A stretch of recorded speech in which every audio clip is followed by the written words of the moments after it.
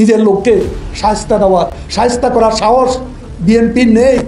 অন্তত শতাধিক পোশাক কারখানা অনির্দিষ্টকালের জন্য বন্ধ ঘোষণা করেছে কর্তৃপক্ষ। বন্ধের সংখ্যা আরও বাড়াতে পারে বলে জানা গেছে। আশুলিয়া ও গাজীপুরের কোনাবাড়ির শতাধিক পোশাক কারখানা অনির্দিষ্টকালের জন্য বন্ধ ঘোষণা করেছে কর্তৃপক্ষ। অর্ডার না থাকা কারখানা পরিচালনায় নানামুখী সমস্যায় গাজীপুরে গত 1 বছরে 150 পোশাক কারখানা বন্ধ হয়ে গেছে। বেকার হয়ে গেছেন হাজার হাজার শ্রমিক। সামনে একটা ঈদ, অনেকগুলি অর্ডার আছে। আমার জানা মতো আমার গার্মেন্ট শিল্প আছে, আমার লোকাল ফ্যাব্রিক্সের যতগুলি অর্ডার ছিল বায়ার সবগুলি ক্যান্সেল করে দিচ্ছে, সেগুলি সে চায়নাতে চলে গেছে। তাহলে এই অবস্থা যদি হয় তাহলে ব্যাকওয়ার্ড দিকে তিনটা সে এদেশে সাস্টেইন করবে না। বেনজির যদি মামলায় দুর্নীতিবাজ সাব্যস্ত হয়, দেশে তাকে আসতে, এখানে সরকার কোনো আপোষ করবে না। উনি না থাকলে কি বিচার হবে না? তারেক রহমান বাইরে আছে বলে কি ট্যাক্সি পেশনের মামলা হয়নি, সেটা রায় হয়নি? এই যে দুর্নীতি দমন কমিশনে কথিত একটা চিঠি পাঠিয়েছেন একজন আইনজীবী, আদৌ চিঠি কি পাঠানো হয়েছে? কোনো আইনজীবীর নাম কি এখন পর্যন্ত কেউ বলেছে? কি গ্রাউন্ডে তার সময় চেয়েছে কেউ কি কিছু বলেছে? অনেকেই মনে করছে যে এটা গায়েবী, অনেকেই মনে করছে এটা ভুতুরি আইনজীবী বা ভুতুরি চিঠি। আদৌ কোনো চিঠি এসেছে কিনা, যদি কোনো চিঠি এসে থাকে জাতির সামনে সেটা দিতে হবে। বেনজির আহমেদ তার সম্পদ সাদা করতে পারবেন কিনা? আপনি ডাকাতদের পাশে থাকছেন। সরকারি কাজটা করে কারণ এই ডাকাতদেরকে দিয়েই সরকার ক্ষমতায় থাকে, এই চোররাই সরকারকে ক্ষমতায় রাখে, এই দস্যুরাই সরকারকে ক্ষমতায় রাখে, সে কারণে এই কাজটা। প্রিয় দর্শক, আসসালামু আলাইকুম। আজকের এই ভিডিওতে আপনারা দেখতে পারবেন শেখ হাসিনার কিভাবে কপাল পড়ে গেল। সেই সাথে সাথে কিন্তু ঈদের পরেই সকল গার্মেন্টস ফ্যাক্টরি বন্ধের নির্দেশ দিয়েছে যুক্তরাষ্ট্র কিন্তু শেখ হাসিনাকে নিষেধাজ্ঞা দিলেন। আজকের এই ভিডিওতে আপনারা বিস্তারিত এবং প্রমাণের মাধ্যমে সব কিছু দেখতে পারবেন। সেই সাথে সাথে কিন্তু নরেন্দ্র মোদীর পতনের 7টি কারণ দেখিয়েছে গোলাম মাওলানা রনি সাহেব। সেখানে কিন্তু বাংলাদেশে রয়েছে অন্যতম একটি কারণ। বাংলাদেশের কারণেও কিন্তু নরেন্দ্র মোদীকে পদত্যাগ করতে হবে এবং পতন হবে, এমনটা জানিয়েছে কিন্তু গণমাধ্যম। আজকের এই ভিডিওতে আপনারা বিস্তারিত এবং প্রমাণের মাধ্যমে সব কিছু দেখতে পারবেন। বিস্তারিত ভিডিওটি দেখার আগে আমি আপনাদের কাছে ছোট্ট একটি রিকোয়েস্ট রাখবো, যারা এখনও এই চ্যানেলটি সাবস্ক্রাইব করেনি, এই চ্যানেলটি সাবস্ক্রাইব করে পাশে থাকে বেল আইকনটি বাজিয়ে রাখবেন। ইতিমধ্যে যারা সাবস্ক্রাইব করে রেখেছেন সকলকে জানাই অসংখ্য ধন্যবাদ। তো প্রিয় দর্শক, এই ভিডিওতে একটি লাইক দিয়ে বিস্তারিত ভিডিওগুলো ধাপে ধাপে দেখা শুরু করে দিন। এগুলি অর্ডার আছে, আমার জানা মতো আমার গার্মেন্ট শিল্প আছে, আমার লোকাল ফ্যাব্রিক্সের যতগুলি অর্ডার ছিল বায়ার সবগুলি ক্যান্সেল করে দিচ্ছে, সেগুলি সে চায়নাতে চলে গেছে। তাহলে এই অবস্থা যদি হয় তাহলে ব্যাকওয়ার্ড লিঙ্কের ইন্ডাস্ট্রি এদেশে সাস্টেইন করবে না। আর ব্যাকওয়ার্ড শিল্পের ইন্ডাস্ট্রি শক্তিশালী না হওয়া পর্যন্ত আমরা 100 বিলিয়ন যে অ্যাপারেলসের জার্নি আমরা কোনোদিন সাকসেস হবো না। আমরা যেটা দাবি জানিয়েছি দীর্ঘদিন যাবত, বাংলাদেশে প্রচুর পরিমাণ যা প্রি ওয়েস্টেজ এবং পোস্ট ওয়েস্টেজ, প্রি ওয়েস্টেজ আমাদের তুলা থেকে হয়, পোস্ট ওয়েস্টেজ কাপড় থেকে হয়। এই দুটো মিলালে বাংলাদেশে টোটাল কিন্তু ফাইবারের পরিমাণ দাঁড়ায় 15 মিলিয়ন কেজি। আমরা বলতেছি এই জিনিসটা আমাদের দেশ থেকে রপ্তানি হয়ে ইন্ডিয়া চলে যাচ্ছে, ইন্ডিয়া আবার সেটা আমাদের দেশে সুতা মানে বিক্রি করতেছে। আমরা বলছি এই 15 মিলিয়ন যে রিসাইকেল ফাইবার হয়, তা কিন্তু যদি আমি জুটটা কিনে, যদি রিসাইকেল ইন্ডাস্ট্রি জুটটা কিনি, সেখানে আমাকে 7% ভ্যাট দিতে হয়। আবার সেই জুটটা আমি বানায় যখন ফাইবার করি, ফাইবার করে কোনো স্পিনিংয়ে বিক্রি করি, 15% ভ্যাট দিতে হয়। তাহলে তো সেই রিসাইকেলের সুতা আমাদের দেশে বানালে তো আমরা রপ্তানির যোগ্য, আমাদের জন্য আমাদের প্রাইসে আমরা মিট করতে পারি না। আমরা সেটা বলেছিলাম যে এই ভ্যাটটা প্রত্যাহার করলে আমাদের দেশে যে অপরিশোধিত যে সমস্ত জুট ফেরানো হয় বা বাইরে চলে যাচ্ছে, সেই 15 মিলিয়ন কেজি জুট থেকে আমাদের 12 মিলিয়ন কেজি আমরা সুতা উৎপাদন করি, বাজার আনুমানিক মূল্য $4 বিলিয়ন।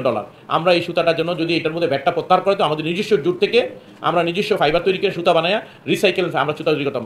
বর্তমান বিশ্বে প্রত্যেকটা গার্মেন্টস ইন্ডাস্ট্রিতে তার 30% কিন্তু আপনার ব্যবহারের জন্য অর্ডার আছে, যে 30% আপনাকে রিসাইকেল দিতে হবে। অথবা আমার সুতা ভার্জিন যদি আমি ব্যবহার করি 70%, তার সাথে আমার সার্টিফিকেট লাগবে যে আমার এর সাথে 30% আমার রিসাইকেল আছে। তার মধ্যে বিশ্বকে পরিবেশ বন্ধ করানো হয়েছে, কিন্তু আমরা বারবার বলা সত্ত্বেও এটা বাজেটে অন্তর্ভুক্ত করা হয়। ইউনাইটেড স্টেট ডিপার্টমেন্ট তাকে পার্সোনালি স্যাংশনের আওতায় নিয়ে আসে, অর্থাৎ তার মানবতা বিরোধী কার্যক্রমের বিচার এই দেশের মানুষ চায়, যেমনিভাবে চাচ্ছে দুর্নীতির বিচার। আর আপনারা জানেন, আপনারা জিজ্ঞেস করলেন যে তার যে এই যে বিচারের বা তদন্তের বিষয়টা হচ্ছে কি, আমি যা বললাম যে বেনজির নজিরবিহীন। দেখুন, এই যে দুর্নীতি দমন কমিশনে কথিত একটা চিঠি পাঠিয়েছেন একজন আইনজীবী, আদৌ চিঠি কি পাঠানো হয়েছে? কোনো আইনজীবীর নাম কি এখন পর্যন্ত কেউ বলেছে? কি গ্রাউন্ডে তার সময় চেয়েছে কেউ কি কিছু বলেছে? অনেকেই মনে করছে যে এটা গায়েবী, অনেকেই মনে করছে এটা ভুতুরি আইনজীবী বা ভুতুরি চিঠি। আদৌ কোনো চিঠি এসেছে কিনা, যদি কোনো চিঠি এসে থাকে জাতির সামনে সেটা দিতে হবে। এবং কোন গ্রাউন্ডে তার সময় চেয়েছে। অফকোর্স আইনের আশ্রয় নেওয়ার অধিকার প্রত্যেকটা ক্রিমিনালের আছে, প্রত্যেকটা ক্রিমিনালের আছে। এই আইনের আশ্রয়টা যা নিচ্ছে সেটার মধ্যে কোনো ট্রান্সপারেন্সি নাই, যে কারণে দেশের মানুষ মনে করছে সরকারের নীতি নির্ধারণী ফোরাম, ঊর্ধ্বতন কর্তৃপক্ষ শাক দিয়ে মাছ ঢাকার চেষ্টা করছে। যে কারণেই তার বেনজির সাহেবের অর্থনৈতিক দুর্নীতি সহ মানবতা বিরোধী যে সমস্ত অপরাধ করেছে, সেই অপরাধের তদন্ত ঢিলে তালে হচ্ছে। সময় নিয়েছে, সেই সময়ের ব্যাখ্যা কোন গ্রাউন্ডে সময় নিয়েছে সেটার কোনো উল্লেখ নাই, কে সময় নিয়েছে উল্লেখ নেই। আমরা শুনলাম যে দুদকের পক্ষ থেকে বলা হয়েছে আইনজীবী সময় নিয়েছি, আইনজীবী একজন সময় নিয়েছে। আদৌ কি তা হয়েছে? আপনারা মিডিয়াতে কি দেখেছেন, দেশের মানুষ কি দেখেছেন কোন আইনজীবী কোন গ্রাউন্ডে সময় নিয়েছে? আমরা মনে করি প্রত্যেকটা জিনিসে এটা জাতির সাথে ভাওতাবাজি করছে এবং সরকার ইচ্ছাকৃতভাবে বেনজিরকে রক্ষা করার জন্য যত ধরনের অপকৌশল নেওয়া দরকার সেই কৌশল নিচ্ছে। কিন্তু একটা কথা এখানে প্রণিধানযোগ্য, বেনজির আহমেদ যে মানবতা বিরোধী অপরাধ করেছেন সেই অপরাধের শাস্তি তাকে পেতে হবে। আইনের কাঠগড়ায় তাকে আজ হোক কাল হোক আসতে হবে। উনি বলতেন যখন পুলিশের আইজিপি ছিলেন, কমিশনার ছিলেন, যে মাটির তল থেকে বের করে নিয়ে আসবো। বিরোধী দলের নেতাকর্মীদের ক্ষেত্রে এই ওয়ার্ডগুলো উনি উচ্চারণ করতেন, ঘর থেকে ঘরে ঘরে টুকায় নিয়ে আসবো। বিরোধী দলের রাজনৈতিক নেতাকর্মীদের ক্ষেত্রে এই ওয়ার্ডগুলো ইউজ করতেন, যে কারণে মানুষ এখন উল্টাটা প্রত্যাশা করছে, যে প্রান্তেই থাকুক তাকে আইনের আওতায় আসতে হবে ইনশাল্লাহ। এটা হচ্ছে যে বেনজির প্রসঙ্গে, বেনজির যে মানবতা বিরোধী অপরাধ করছে সেই অপরাধের দায় তাকে নিতে হবে, শাস্তি তাকে পেতে হবে এবং রাষ্ট্রের দায়িত্ব আছে এই মানবতা বিরোধী অপরাধের জন্য তাকে কাঠগড়ায় দাঁড় করানো। পাশাপাশি এই বেনজির সাহেব বর্তমানে যে দুর্নীতির অর্থনৈতিক লুটপাটের কথা আসছে সেইগুলা আড়াল করার চেষ্টা করছে, সময় ক্ষেপণ করছে, যে কারণে আমরা দেখতে পাচ্ছি না যে আদৌ কোনো আইনজীবী তার পক্ষে সময় চেয়েছিল কিনা, চেয়ে থাকলে কোন গ্রাউন্ডে সময়টা চেয়েছে সেই বিষয় কিন্তু জাতির কাছে স্পষ্ট না। আমরা চাই তার শুধুমাত্র দুর্নীতির বিচার নয়, মানবতা বিরোধী যে অপরাধ করেছে সেই অপরাধেরও বিচার বাংলাদেশের মাটিতে করতে হবে। সরকার পদক্ষেপ নিচ্ছে, তাকে বের করে দিয়ে পদক্ষেপ নিচ্ছে। বেনজির সাহেব চলে গেছেন, কথিত আছে, আপনারা মিডিয়াতে প্রকাশ করেছেন, চৌঠামে চলে গেছেন। এয়ারপোর্ট দিয়ে শুনেন পুকুরে যদি একটা হাঁসও মারা যায় তখন মন্ত্রী বাহাদুররা বলেন যে ওনার নির্দেশের বাইরে কিছুই হয় না। বেনজির এয়ারপোর্ট দিকে চলে গেলেন, জাতি ভালোভাবেই জানে কিভাবে গেছেন, আপনারাও জানেন। বেনজিরের সম্পদের পরিমাণ আমরা এর মধ্যে খুব ভালো মতো জানি। মানে সারা বাংলাদেশের বিভিন্ন জায়গায়, গোপালগঞ্জের কেন্দ্র, তারপর বিভিন্ন জেলায় তার শত শত বিঘা, শত শত একর সম্পত্তির খবর আমরা জেনেছি, ফ্ল্যাটের খবর জেনেছি, নানা কিছু, টিভির মালিকানা, শেয়ার মার্কেট, হোটেল ব্যবসা, এই যাবতীয় সম্পত্তি বেনজির স্রেফ ডাকাতি করেছেন। অন্য ডাকাতদের সাথে বেনজিরের একটা ডিফারেন্স আছে। অন্য ডাকাতদেরকে সরকার অন্তত পেট্রোনাইজ করে ডাকাতি করে, যে তুমি ডাকাতি করো, আমি তোমাকে রক্ষা করবো, তুমি আমার লোক। এই ডাকাতিটা সরকারের প্রত্যক্ষ সহযোগিতায়, প্রত্যক্ষ পারমিশনে বেনজির করেছেন। কেন করেছেন আমরা জানি, সরকারকে ক্ষমতায় থাকার জন্য, রাখার জন্য তিনি যা তা করবেন। কিন্তু মজা হচ্ছে এই বেনজিরের এই ডাকাতির সম্পদও বৈধ হয়ে যেতে পারত। আমাদের মনে হয়, গতকাল ওই নাম নিয়ে কথা বলেছি, কিন্তু যেহেতু স্পেসিফিকলি এর একটা প্রশ্ন এসেছিল গতকাল বাজেটোত্তর যে সংবাদ সম্মেলন, সেখানকার ওই জবাবটা নিয়ে কয়েকটা কথা বলা দরকার। ওই সংবাদ সম্মেলনে একজন সাংবাদিক জিজ্ঞেস করেছিলেন যে বিনা প্রশ্নে যে 15% কর দিয়ে কালো টাকা সাদা করা যাবে, তাতে বেনজির আহমেদ তার সম্পদ সাদা করতে পারবেন কিনা। বলছেন পুলিশের সাবেক মহাপরিচালক বেনজির আহমেদের বিরুদ্ধে দুর্নীতির অভিযোগে আইনি প্রক্রিয়ার মধ্যে থাকায় তিনি এই সুযোগ নিতে পারবেন না বলে জানিয়েছেন এনবিআর চেয়ারম্যান আবু হেনা মোহাম্মদ রাহমাতুল মুনিম। আচ্ছা, না আলোচনা হচ্ছে, তখন ওনাকে যখন জিজ্ঞেস করে তিনি বলছেন এটা তো আইনি প্রক্রিয়ার মধ্যে আছে, এ ধরনের আয় কিভাবে বৈধ হবে। অর্থনৈতিক উপদেষ্টা জনাব বশিউর রহমান বলছেন সাবেক আইজিপির বিরুদ্ধে দুদক তথ্য অনুসন্ধান করছে, তার বিরুদ্ধে আইনগত ব্যবস্থা নেওয়া হবে, তার নাগরিক অধিকার অক্ষুণ্ণ রেখে বিচার ব্যবস্থার মাধ্যমে প্রক্রিয়াটি শেষ করা হবে।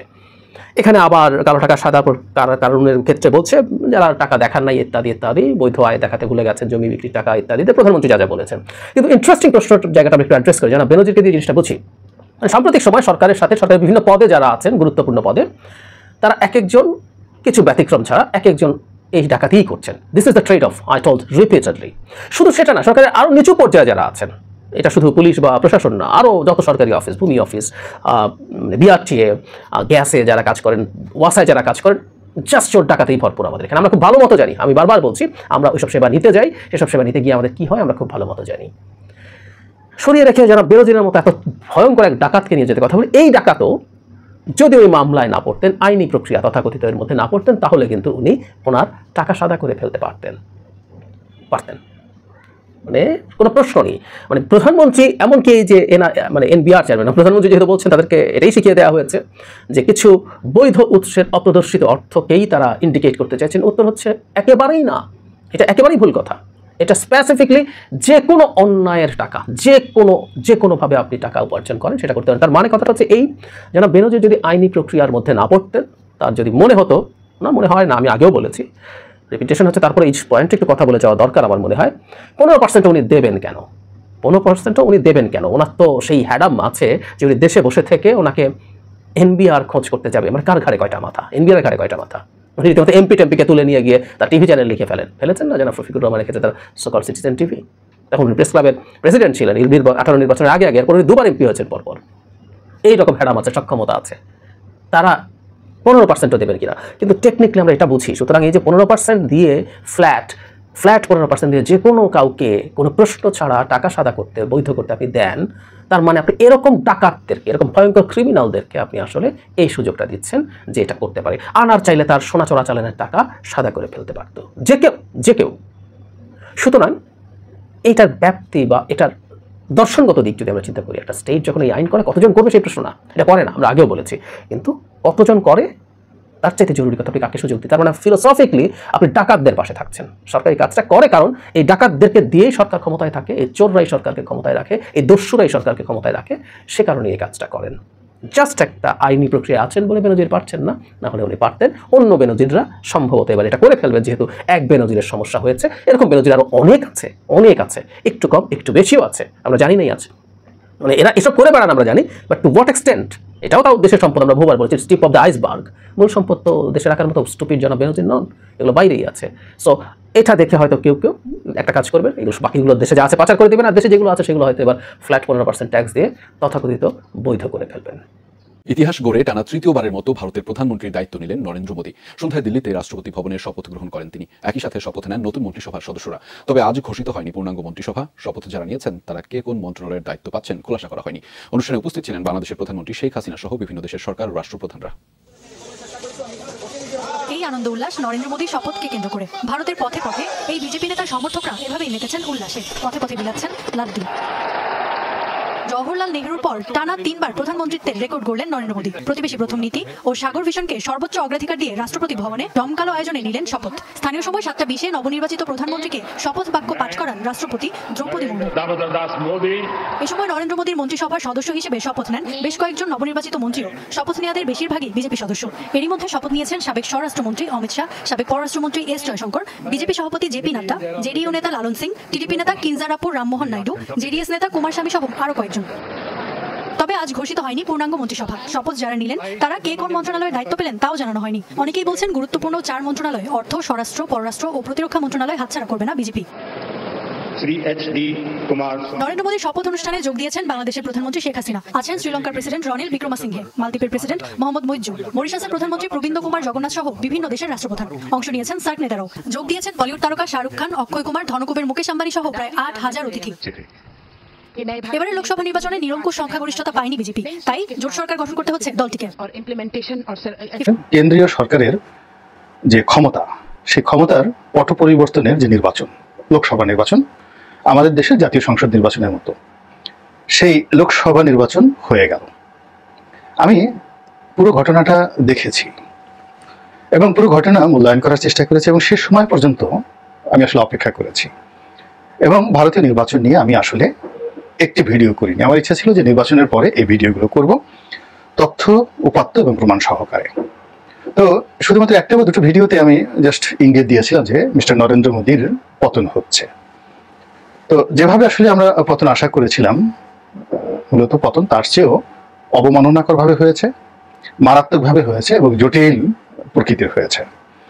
যদি নির্বাচনে মোদী সংখ্যাগরিষ্ঠতা হারিয়ে একেবারে বিরোধী দলীয় নেতা হতেন, সেটি তার জন্য নিরাপদ ছিল এবং সম্মানজনক ছিল। কিন্তু তিনি যে একটি জটিল আবর্তের মধ্যে পড়ে গিয়েছেন, যেভাবে চন্দ্রবাবু নাইডু এবং নীতিশ কুমার, এই দুজন আনপ্রেডিক্টেবল ভারতীয় রাজনীতিবিদদের যে সহযোগিতা নিয়ে তাকে যে দুর্বল একটি সরকার গড়তে হচ্ছে, এই সরকারের পরিণতি 1 ঘন্টা স্থায়ী নাও হতে পারে, আবার 1 বছরও চলতে পারে, আবার 5 বছরও চলতে পারে। কিন্তু অনাগত দিনে যে সরকার ব্যবস্থা প্রতিষ্ঠিত করতে যাচ্ছে মোদী, প্রতি মুহূর্তে তাকে নরক যন্ত্রণা ভোগ করতে হবে, যে কয়দিনই তিনি থাকেন না কেন। এই বিষয়গুলো নিয়ে ভারতীয় পত্রপত্রিকা আলাপ আলোচনা চলছে। বিশ্লেষক যারা বাংলা, ইংরেজি, হিন্দি, তারা প্রতিনিয়ত এখানে বলে যাচ্ছেন। একেবারে তরুণ ইউটিউবার ধ্রুব রাঠি থেকে শুরু করে সিএনএনের একেবারে আমানপুর, ক্রিস্টিয়ান আমানপুর এর মতো যারা প্রাজ্ঞ মিডিয়া ব্যক্তিত্ব, তারাও কিন্তু এই বিষয়গুলো নিয়ে নিখুঁত পর্যালোচনা শুরু করেছেন। আমি পরে করতে চেয়েছিলাম এই কারণে যে আমাদের আসলে ভারতের যে রাজনীতি, সেই রাজনীতি নিয়ে খুব বেশি উল্লসিত হওয়ার কিছু নেই। সেখানে মোদীর পতন হলেও বাংলাদেশের খুব বেশি কিছু হবে, বা মোদীর যাকে বলা হয় যদি বিজয় হয় তাতেও যে খুব বেশি পরিবর্তন হবে, নট লাইক দ্যাট। আমাদের ভারতের যে নীতি, দিল্লির যে নীতি বাংলাদেশের ব্যাপারে, এটি মোরলেস একই থাকবে, এতে কোনো সন্দেহ নেই। এই জন্য আসলে এটি নিয়ে আমি আসলে অত বাড়াবাড়ি নেই, কিন্তু এখন যে পরিবেশ এবং পরিস্থিতির সৃষ্টি হয়েছে এটি আসলে আমাদেরকে মূল্যায়ন করতে হবে। অনাগত দিনে কি কি সমীকরণ হতে পারে সেই বিষয়গুলো ধীরে ধীরে ধীরে ধীরে আমি আমার সাধ্যমতো আপনাদেরকে বলার চেষ্টা করব। তো এই যে এই মোদির যে পতন, এই পতনের অনেকগুলো কারণ রয়েছে, তার মধ্যে 7টি কারণ আজ আমি আপনাদেরকে বলবো। এই 7টি কারণের মধ্যে অর্ধেক হলো অপার্থিব আর অর্ধেক হলো পার্থিব। অর্থাৎ মানুষের কর্ম দ্বারা এই পরাজয় নিশ্চিত হয়েছে, আর দ্বিতীয়ত যেটা অপার্থিব সেটা হলো মানুষের অভিশাপ দ্বারা তার এই পরাজয় নিশ্চিত হয়েছে। আপনারা জানেন যে ভারতে প্রায় 120 কোটি বা 30 কোটির মতো মানুষ রয়েছে, আর বাংলাদেশে রয়েছে 18 কোটি মানুষ। এবং এই 18 কোটি মানুষের সঙ্গে বাংলাদেশের যে মানে ঘেরাও করার 7টি রাজ্য রয়েছে, সেই রাজ্যের লোকসংখ্যা প্রায় 50 কোটি। তো এই 50 কোটি আরো বেশি হতে পারে, 50 থেকে 60 কোটির মধ্যে হতে পারে এই 7 সিস্টারের অধিবাসী। তো এই 7টি রাজ্যে আপনি ঘুরে দেখুন, সেখানে মোদির ভূমিধস পরাজয় হয়েছে। এবং বাংলাদেশ ঘেরাও করা এই 7টি যে রাজ্য রয়েছে, সেখানে হাজার বছর ধরে ও বাংলার মানুষ এ বাংলার মানুষ, ও পাশের আসামের মানুষ এ পাশের বাংলার মানুষ, ও পাশে ত্রিপুরার মানুষ এ পাশে বাংলার মানুষ, ও পাশের নাগাল্যান্ডের মানুষ এ পাশের বাংলার মানুষ, ওই পাশের মিজোরামের মানুষ এই পাশের বাংলার মানুষ, তো ওই পাশে ঝাড়খণ্ডের মানুষ এই পাশের বাংলাদেশের মানুষ, সব মিলিয়ে হাজার বছরের একটি এদের মেলাবন্ধন রয়েছে। তো সব মিলিয়ে যদি আপনি বাংলাদেশের 18 কোটি ধরেন, আর ও পাশের যদি আরো 52-53 কোটি ধরেন, তাহলে 70 কোটি মানুষ সরাসরি এই নির্বাচনে মিস্টার নরেন্দ্র মোদীকে অভিশাপ দিয়েছেন। কেন অভিশাপ দিয়েছেন? প্রথমত তার মুসলিম বিদ্বেষী মনোভাবের জন্য, দ্বিতীয় তার অতিমাত্রায় হিন্দু ইজমের জন্য, তৃতীয়ত বাংলাদেশের উপর তার যে জুলুম এবং অত্যাচার, এবং এদেশের পুরো নির্বাচন ব্যবস্থা এবং গণতান্ত্রিক বিধি ব্যবস্থাকে একেবারে নষ্ট করে দেওয়া থেকে শুরু করে এই যে বাংলাদেশে মোদির নেতৃত্বে যে নির্বাচনগুলো, দুটো নির্বাচন বাংলাদেশে হয়েছে পর্যবেক্ষণে ভারতের দাদাগিরিতে, এই দুটো নির্বাচনকে টেস্ট কেস হিসেবে নিয়ে এখানের অনেক মন্দ বিষয়গুলো, যেগুলো হয়তো ভারতীয় পরামর্শ দিয়েছিল, তো সেই বিষয়গুলো এবার নরেন্দ্র মোদী তার নিজ দেশে আংশিকভাবে সেটি বাস্তবায়নের চেষ্টা করেছে। সেই চেষ্টার ফলে কি হলো, ভারতীয় গণতন্ত্রের যে সৌন্দর্য সেটি নষ্ট হয়ে গিয়েছে। এবং সেখানে বিরোধী দলের নেতাকর্মীদের বিরুদ্ধে মামলা, তাদেরকে গ্রেপ্তার, তাদের ব্যাংক অ্যাকাউন্ট বন্ধ করে দেওয়া, মানে নানা রকম যে বিনা ভোট, রাতের ভোটের যে ছলচাতুরি, এই সবই তারা করার চেষ্টা করেছে। এবং এখন বাংলাদেশের যে মিডিয়াগুলো রয়েছে, এরকম ভারতের যে মিডিয়াগুলো, সেগুলোকে বলা হয় মোদি মিডিয়া। মোদির বিরুদ্ধে সেখানে কোনো মিডিয়া নেই, সেই মোদি মিডিয়া দিয়ে মোদির বাইরে যে কোনো কিছু নেই, এইটা একটা যাকে বলে মিডিয়া ঝড় তোলার চেষ্টা করা হয়েছে। এবং সেখানকার যে অলিগার শ্রেণী তারা সে তৈরি করেছে, যাদের হাতে টাকা আছে, ক্ষমতা আছে, এদের মাধ্যমে সেখানকার বুদ্ধিজীবী, সেখানকার যারা লোকজন রয়েছে, তাদেরকে দিয়ে এই বুথ ফেরত জরিপ থেকে শুরু করে আরো অনেক কিছু তিনি করার চেষ্টা করেছেন, যেগুলো মানুষ বুঝেছে। কিন্তু ওভাবে বাংলাদেশে যেভাবে মজলুম, ওভাবে ভারতের অনেক লোকজন মজলুম হয়ে তারা অভিশাপ দিয়েছে, এবং সেই অভিশাপের নেতৃত্বটা গিয়েছে এই বাংলাদেশের মানুষের মনোবেদনা এবং কষ্ট। আমাদের সেই সীমান্তের গুলি, আমাদের সেই তিস্তা প্রকল্পে বাধা সৃষ্টি করা, তিস্তার পানি না দেওয়া, এরপরে তাদের একেবারে অনুগত যারা লোকজন রয়েছে তাদেরকে আমাদের এই রাজনৈতিক অঙ্গনে রথী মহারথী হিসেবে প্রতিষ্ঠিত করে, এরকম নানা কর্মকাণ্ড করে তিনি এই বাংলাদেশের মানুষের অভিশাপের উপলক্ষ হয়ে পড়েছেন। এবং সেই অভিশাপের সঙ্গে আবার সীমান্তবর্তী যে রাজ্যগুলো রয়েছে তারা সেখানে যোগ দিয়েছে। এবং পরবর্তীতে বাংলাদেশ থেকে যে অভিজ্ঞতা তিনি সঞ্চয় করে, যেটি কেজরিওয়াল সেখানে বলেছেন, অরবিন্দ কেজরিওয়াল বলেছেন যে বাংলাদেশের যে নির্বাচন, সেই নির্বাচনকে মোদি ফলো করার চেষ্টা করছে। তো এর ফলে কি হলো, উত্তর ভারত এবং দক্ষিণ ভারতের অনেক সাধারণ যারা জনগণ, সেই 130 কোটি থেকে যদি 52 কোটি বাদ দেন, তাহলে বাকি যারা জনগণ রয়েছে তাদের একটা বিরাট অংশ কিন্তু মিস্টার নরেন্দ্র মোদীকে অভিশাপ দিয়েছে। তো আমার দৃষ্টিতে যে তার যে 7টি কারণ, সেই 7টি কারণের মধ্যে প্রথম কারণ হলো বাংলাদেশের মানুষের অভিশাপ। দ্বিতীয় যে কারণটি, সেটি হলো মোদী নিজেকে অবতার হিসেবে, দেবতা রূপে, এ যুগের দেবতা রূপে, এ যুগের রাম রূপে তিনি নিজেকে প্রতিষ্ঠা করার চেষ্টা করেছেন।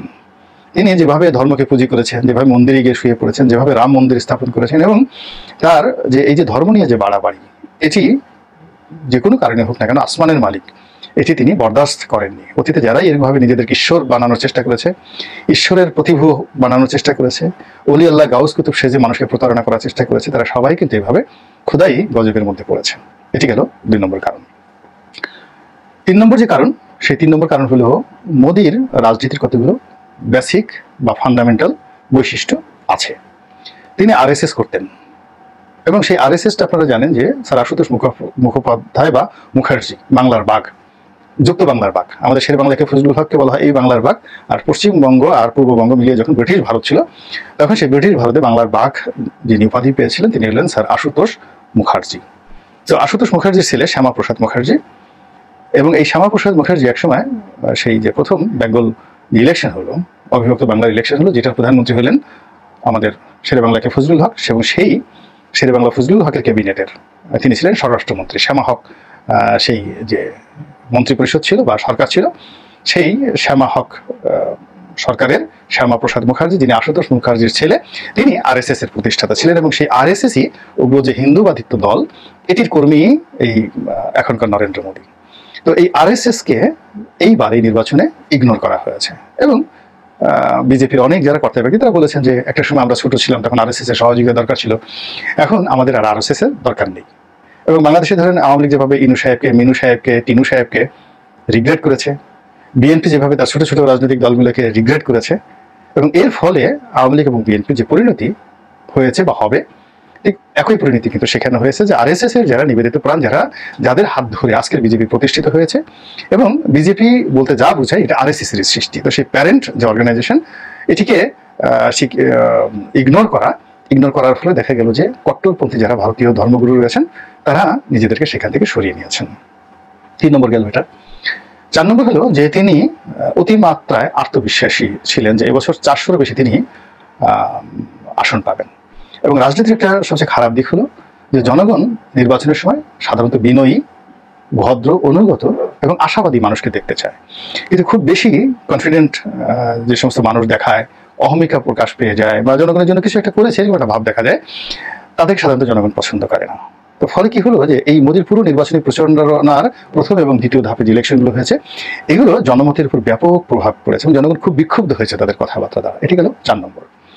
5 নম্বর হলো যে বিরোধী দলের যে নেতাকর্মী যারা রয়েছেন, সেটা রাহুল গান্ধী হোক, অন্যান্য যারা হোক, তাদেরকে শুধু ইগনোর করা হয়নি, অপমান করার সর্বোচ্চ চেষ্টা করা হয়েছে, তাচ্ছিল্য করার চেষ্টা করা হয়েছে, ছোট করার চেষ্টা করা হয়েছে, অপদস্থ করার চেষ্টা করেছে, জুলুম এবং নির্যাতন করার চেষ্টা করা হয়েছে। ফলে কি হলো, ভারতীয় গণতন্ত্রের যে সেই সুদীর্ঘকালের ইতিহাস, সেই ইতিহাসে এই নরেন্দ্র মোদী প্রথম কুঠারাঘাত করেছেন। এটি এইরকম এইবার নির্বাচনে তিনি যে ঔদত্য দেখিয়েছেন, যে অ্যারোগেন্সি দেখিয়েছেন, যে নৃশংসতা এবং নির্মমতা দেখিয়েছেন, এটি অতীতকালে কখনো হয়নি। তো যা হোক, এর ফলে কি হলো, বিরোধী দলের প্রতি সাধারণ মানুষের একটা যাকে বলা হয় সহানুভূতি কাজ করেছে। 5 নম্বর গেল।